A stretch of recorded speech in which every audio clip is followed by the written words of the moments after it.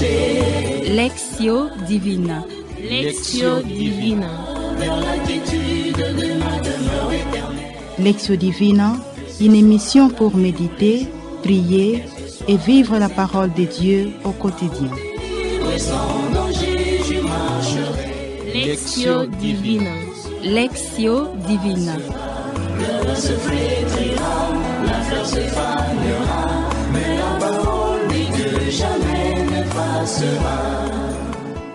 Chers amis dans le Christ de la Lectio Divina, Shalom. Une fois de plus, le bon Dieu nous fait grâce de nous rencontrer comme frères et sœurs, fils et filles d'un même Père à travers la Lectio Divina, notre très chère émission pour célébrer la parole. Nous allons vivre la Lectio Divina d'aujourd'hui avec Maître Exupéry Bouende, coopérateur paulinien de la missionnaire de Saint-Paul.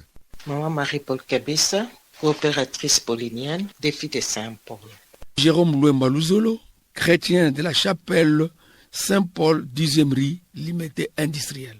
Maman Marie-Jeanne Malou Lepunzola, je suis coopératrice paulinienne des filles de Saint-Paul de la paroisse Marie Auxiliatrice Massina Abattoir.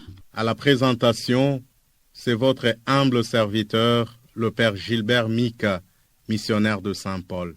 Chers auditeurs et auditrices, frères et sœurs, la Lectio Divina de ces jours porte sur l'évangile de Jésus-Christ selon saint Luc, au chapitre 12, du 13e au 21e verset. Évangile de ce 18e dimanche du temps ordinaire. Chers auditeurs et auditrices, chers amis, tournons notre regard vers Jésus et implorons l'assistance de l'Esprit Saint, l'Esprit d'amour, l'Esprit de lumière, l'Esprit d'intelligence, afin qu'il nous rende capables d'écouter, de comprendre et d'accueillir Jésus, Verbe de Dieu qui nous parle à travers les Écritures saintes. Nous demandons à la Régie de nous mettre un beau chant à l'Esprit Saint.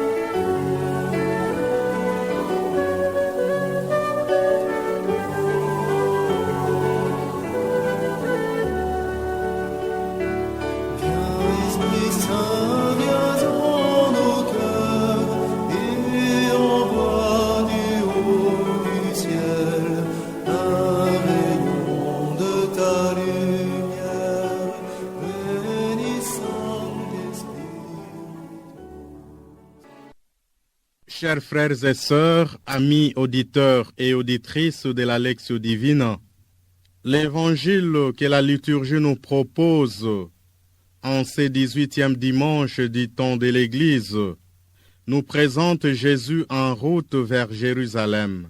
Chaque montée du Christ vers la ville sainte nous est présentée comme une sorte d'itinéraire catéchétique. Dans l'épisode de la bonne nouvelle de ces jours, on les voit sur la route en train de prêcher. Il part souvent des situations courantes pour faire passer avec facilité son message, pour rendre compréhensible sa communication. Dans le cas d'espèce, il réagit à la sollicitation de quelqu'un du milieu de la foule qui lui demanda « Maître, dis à mon frère de partager avec moi notre héritage. » Chers frères et sœurs, amis auditeurs et auditrices, en effet, hier comme aujourd'hui, les héritages sont souvent cause de bruit, cause de divisions, cause de querelles dans les familles. Jésus dans l'Évangile nous invite à être vigilants, à ne pas nous laisser posséder par ce qu'on possède, car notre vie ne dépend pas de ce que nous possédons, mais de la qualité de notre relation avec le Seigneur et avec nos frères et sœurs. Le Christ nous rappelle aussi que l'augmentation de nos biens matériels n'ajoutera rien à la durée de notre vie terrestre. Un jour, il nous faudra quitter cette vie telle que nous la connaissons pour la vie avec Dieu à laquelle nous sommes destinés, car notre vraie vie est cachée en Dieu. Chers auditeurs et auditrices, demandons au Seigneur de nous faire comprendre que les richesses de ce monde ne sont que précaires. Apprends-nous, Seigneur, à dire chaque jour de notre vie que tu nous as fait pour toi, et notre cœur est sans repos tant qu'il ne demeure en toi. Chers auditeurs et auditrices, entrons dans la première étape de notre Lectio Divina qui est la lecture, ou la Lectio, et écoutons avec une attention soutenue la parole de Dieu va tout à l'heure nous proclamer. Évangile de Jésus-Christ selon saint Luc, chapitre 12, versets 13 à 21. En ce temps-là, du milieu de la foule, quelqu'un demanda à Jésus, « Maître, dis à mon frère de partager avec moi notre héritage. » Jésus lui répondit, « Homme, qui donc m'a établi pour être votre juge ou l'arbitre de vos partages ?» Puis s'adressant à tous, « Gardez-vous bien de toute avidité, car la vie de quelqu'un, même dans l'abondance, ne dépend pas de ce qu'il possède. » Et il leur dit cette parabole. Il y avait un homme riche dont le domaine avait bien rapporté. Il se demandait, « Que vais-je faire, car je n'ai pas de place pour mettre ma récolte ?» Puis il se dit, « Voici ce que je vais faire. Je vais démolir mes greniers, j'en construirai de plus grands et j'y mettrai tout mon blé et tous mes biens. Alors je me dirai à moi-même, te voilà donc avec de nombreux biens à ta disposition pour de nombreuses années. Repose-toi, mange, bois, jouis de l'existence. » Mais Dieu lui dit, « Tu es fou. Cette nuit même, on va te redemander ta vie. Et ce que tu auras accumulé, qui l'aura? Voilà ce qui est arrivé à celui qui amasse pour lui-même au lieu d'être riche en vue de Dieu. » Acclamons la parole de Dieu. Louange à toi, Seigneur Jésus. Oui, chers auditeurs et auditrices, nous venons de suivre attentivement la proclamation de la bonne nouvelle. Chers auditeurs et auditrices, amis de la Lectio Divina, méditons en silence, en compagnie d'un fond musical doux que la régie nous propose.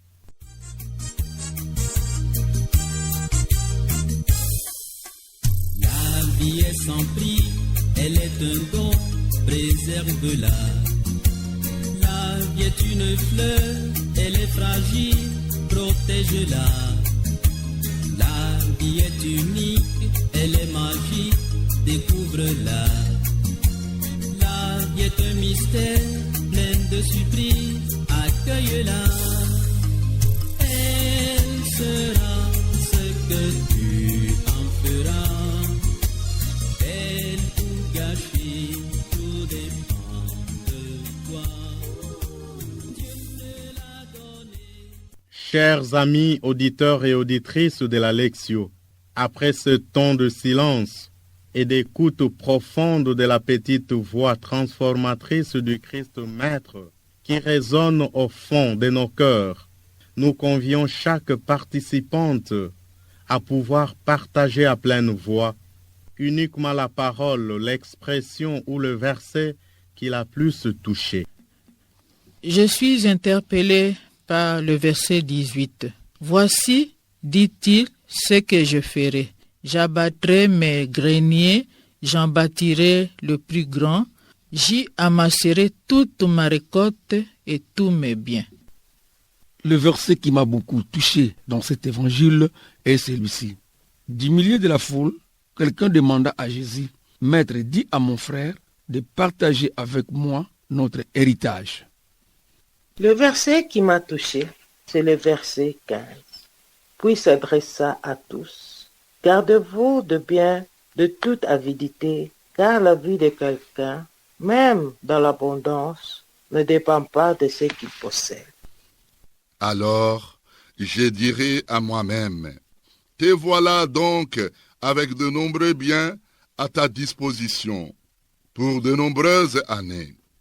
Repose-toi, mange, bois, jouis de l'existence. Mais Dieu lui dit, tu es fou. Cette nuit même, on va te redemander ta vie. Chers auditeurs et auditrices, la parole partagée devra être appliquée dans la vie quotidienne de chacun, selon la situation ou la réalité qui est la sienne. Ce qui nous conduit à l'étape de la méditation, méditatio, dans laquelle la parole de Dieu devient la voie qui nous permet de le rencontrer à travers l'histoire et les événements de notre vie. Chers auditeurs et auditrices, nous sommes arrivés au moment de faire le partage de la parole. Reprenez la même parole qui vous a touché. Le divin maître répond en passant par une parabole pour mieux mon comportement aujourd'hui par rapport au bien de ce monde. Ici, le Christ, le divin maître, prend l'exemple d'un riche exploitant agricole qui n'a d'autre préoccupation que de stocker ses abondantes récoltes. Il est fou, selon le Christ. Il mourra avant d'avoir eu le temps de jouir de ses richesses et sans savoir qui en bénéficiera après lui.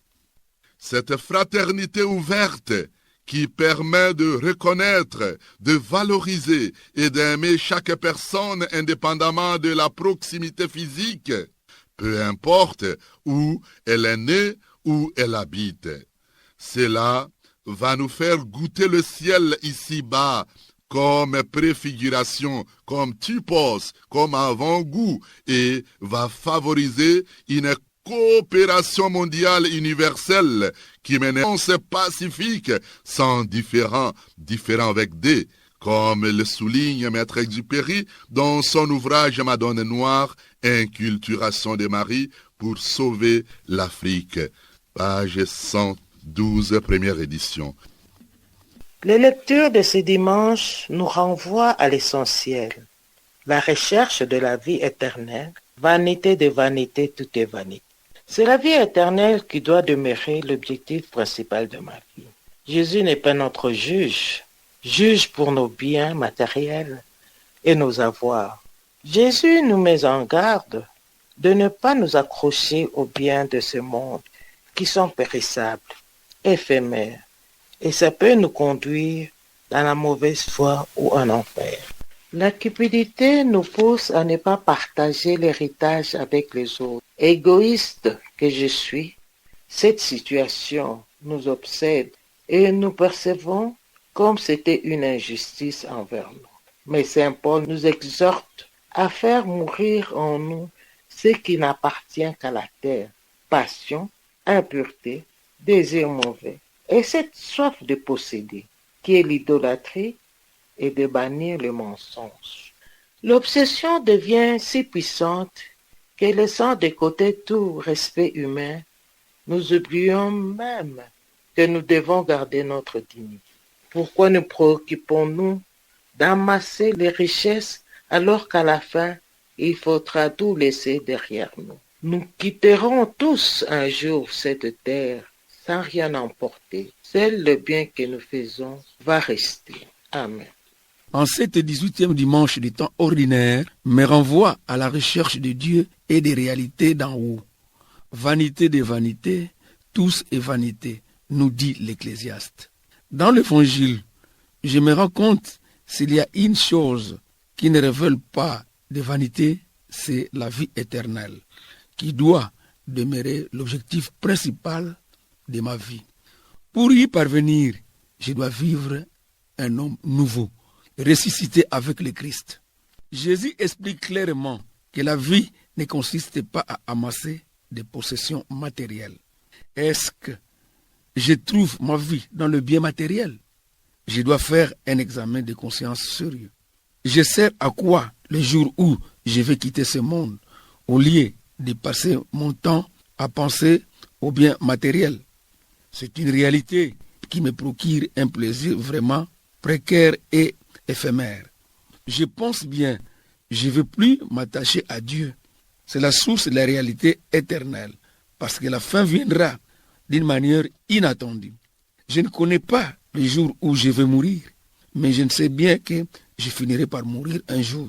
Seigneur Jésus, tu m'enseignes à ne pas rechercher ce qui est important pour la vie éternelle. Aide-moi à demeurer libre à l'égard des biens de ce monde pour les partager avec les pauvres. Ce verset m'apprend comment considérer les biens de ce monde avec un esprit de foi. À mon humble avis, je ne serais pas heureuse de me retrouver si facilement à m'identifier dans cette position. Deuxièmement, ces récits se retournent en nous commandant tous. Qu'a-t-il fait de mal, donc les riches insensés? J'ai constaté qu'au milieu de toutes ces richesses, l'homme a totalement oublié ce qui fait la vraie richesse de la vie, Dieu et les autres. L'homme intelligent ne fait que penser à lui-même. Il parle de lui-même et il en oublie Dieu et les autres. Moi, j'ai pensé que devant cette belle moisson, l'homme intelligent remercierait Dieu qui a rendu la terre fertile.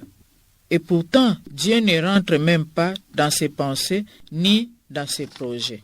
Je retiens que nous devons être une communauté idéale qui partage tout ce que nous possédons en solidarité avec les pauvres et tous ceux qui sont dans les besoins. La parabole est claire.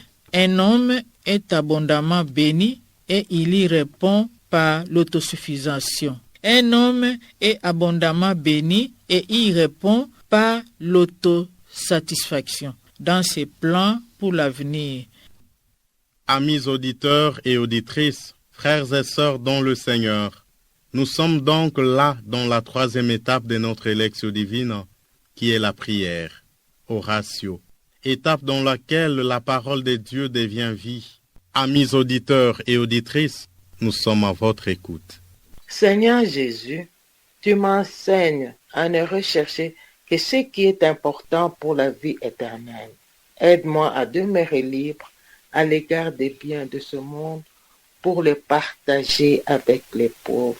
Amen.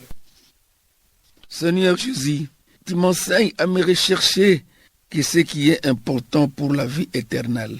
Aide-moi à demander libre à l'égard des biens de ce monde pour les partager avec les pauvres. Amen. Seigneur Jésus, je suis le baptisé qui est mort et ressuscité avec le Christ. Aide-moi à vivre en homme nouveau, mon Seigneur. Le but de ma vie n'est pas sur terre, mais à cheminer à ta rencontre. Amen. Ô Seigneur Jésus, aide-moi à devenir riche pour Dieu, dans la mesure où je ne garde pas jalousement pour moi-même les richesses acquises, mais à faire bon usage, à s'en défaire pour les mettre à ton service et à aider mon frère qui est dans le besoin, tout cela pour ta plus grande gloire et le bien de l'humanité. Amen. Chers auditeurs et auditrices, amis de la Lectio Divina, c'est avec ces prières montées vers le Seigneur comme l'encens que nous bouclons notre Lectio Divina de ces jours. Mais rappelons-nous toujours que la Lectio Divina est un exercice spirituel qui doit demeurer présent et vivant dans notre vie de chaque jour. Avec la grâce de Dieu, que la parole accueillie et méditée se fasse visible en nous, qu'elle transforme notre vie et fasse de nous des riches en vue de Dieu. Amis auditeurs et auditrices, merci de nous avoir suivis et prié avec nous. Grand merci à M. Olivier qui s'est chargé de la technique, à la sœur Rita Almici qui a assuré la réalisation, qui nous ont aidés à bien prier la parole de Dieu. Encore une fois, merci à tous. Que Dieu vous bénisse abondamment. Au revoir et à la prochaine.